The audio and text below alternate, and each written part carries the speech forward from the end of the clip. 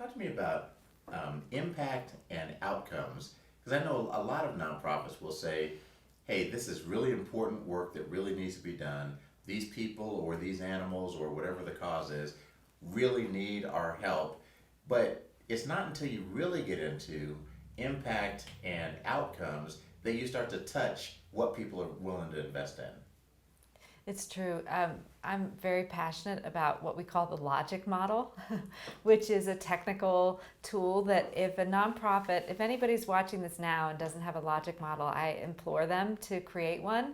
And it's very closely connected to the case. Those two things are interlocked. You can't really have one without the other. What the logic model does is sets forward the problem that you need to solve, the issue that you want to tackle, or the opportunity you want to seize, because it's not always bad news. Sometimes it's just positive opportunity. And what your strategies are for doing it. And those strategies have to have measurable outcomes. Everything, Leslie always says, everything can be measured, and it absolutely can.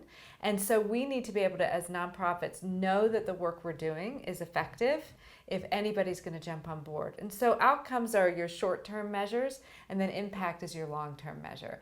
And if you're not evaluating your work as a nonprofit, your life cycle is going to be significantly shorter than if you are. Because, of course, foundations want to see those outcomes, but also your individual donors. I mean, Leslie was referencing loyalty just now, and there are a lot of things that contribute to donor loyalty. Certainly thanking donors and being nice to them will help them be loyal. But at the core of it is their belief that when they give you $1, they are expecting you and they believe that you're going to make change with that dollar. You are their proxy in the world. You're doing work that they can't otherwise do.